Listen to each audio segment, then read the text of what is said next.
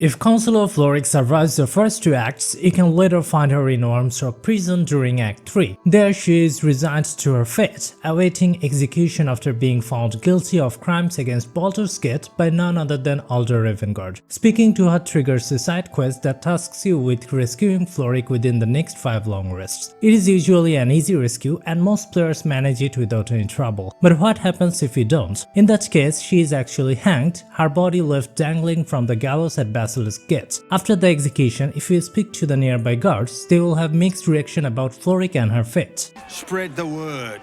The traitor Florrick is dead. May she be the first of the scum we purge from Baldur's Gate. Unless you want to end up swinging like Florrick, you'll move along. Can you believe it? Florrick, a traitor to her own. Good riddance, I say. I've met Counsellor Florrick. She didn't deserve this. Not one bit. Be glad you missed the execution. It's a mercy when their necks snap. In the Reason Road area, you'll come across some bloated hyenas who serve as incubator for newborn gnolls. If you approach them, a cutscene triggers showing the strange gnoll birth process, followed by an almost inevitable fight. However, many players do not know there is actually a way to talk to a specific hyena before the cutscene begins. To do this, move close to the hyenas but keep just enough distance so the cutscene doesn't trigger. Then cast Speak with Animals on yourself. After that, use invisibility, go closer to the hyenas and start the conversation. Go away, or you will become new flesh. I will make you new flesh. Feed the beast, feed the butcher. Your flesh will grow inside us. Better flesh, thinking flesh. Give flesh. Now! The hyena is quite rude, but it's a cool little interaction most players miss. Before reaching the goblin camp, you will be stopped by a goblin at the checkpoint who tells you to wear war paint, which is actually the dung of his work. It is extremely disgusting for humans and players can avoid it in several ways. While we find dung repulsive, territorial animals don't. They use it to mark territory and communicate with each other. This might sound strange, but it's a real practical fact and I'm glad to see the game incorporates this detail. After wearing the war paint, if you talk to the warg and its pup, they are not disgusted by the smell at all. Instead, they respond to you positively. Wearing me mark. Mark on ya. Good mark. Good smell. Bad smell. Smell like Papa. Papa?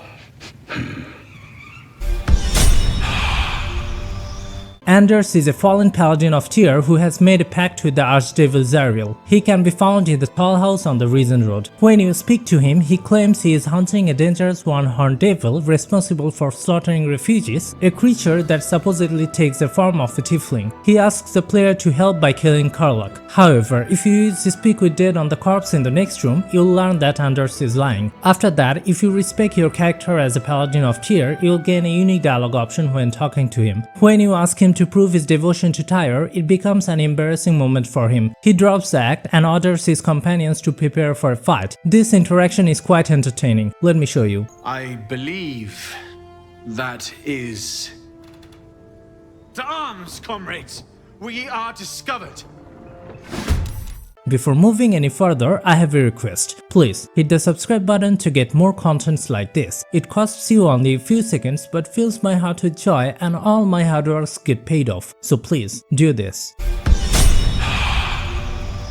You'll meet a kid named Molly at Highbury's home in the lower city. When you talk to her, she asks the party member if they have seen her father Jacek. Most players think they don't know her father, even though they actually met him. If you go upstairs, you'll find a letter stating that Jacek is dead, killed during an attack by drow and hobgoblins that also destroyed Wakin's Rest. The writer asks Cora to tell Molly that her father was the bravest man who ever lived and ends with a blessing from Helm. Yes, that's right, you met her dead father at the entrance of Wakin's Rest. Cora, the owner of Highbury's home, takes care of several orphans and Molly is one of them. In my last playthrough, I planned to bring Jacek's corpse to this house in Act 3 to see the kid's reaction. Well, it didn't go very well. The kid didn't react at all and instead called the guards for my crime. I convinced the guards to leave it and tried something new. I installed a mod to revive anyone in the game and used it to bring Jacek back to life. Even then, the kid still didn't react. It seems this is scripted this way and we have no control over it.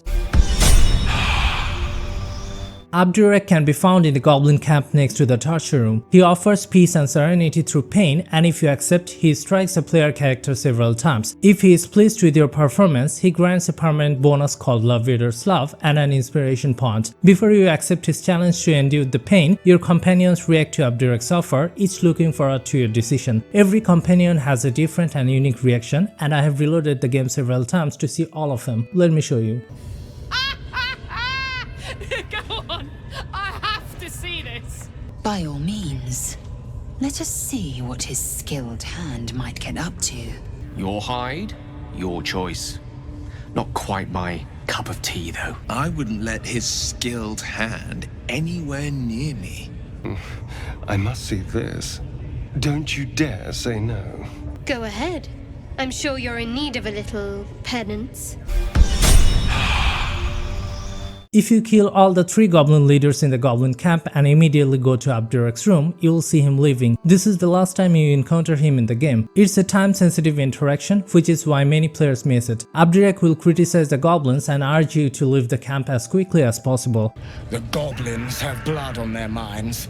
I am leaving. I suggest you do the same. I wondered where he was going, so I followed him for a while. Near the bridge by the blighted village, he suddenly stopped and vanished into the air. When you first arrive at the goblin camp, you'll find Volo held captive by the goblins. If you rescue him, he will come to your camp. There, Volo offers an eye surgery that grants a permanent buff. After the surgery, he leaves the camp. Most players do the eye surgery early to get the buff. But if you wait and keep him in your camp until after killing the goblin leaders, he joins the camp party the next night. There, he praises your deeds and expresses interest in writing a ballad about your accomplishments. He also wants you to give an iconic name for the ballad. If you do the eye surgery earlier, Volo will leave and you'll miss this conversation. If we are to write your legend in the stars, then we must first give you a name. That ballad was but a crude preview, a frame without its crowning jewel. Your nom de guerre. Something iconic, but not too much of a mouthful. We don't want to exclude the common folk after all. I intend this tale to enrapture all. In my last playthrough, Orin came to my camp at the beginning of Act 3. She left me 2 gifts, a special painting and Zevlor's corpse. She had murdered Zevlor and left his body in my camp along with a note. How did it happen? Well, I have shown this along with some other rare secrets in this video. You can watch it by clicking here. Visit my channel to get more Baldur's Gate 3 videos like this. Subscribe if you like. Till then, have a nice day. Goodbye.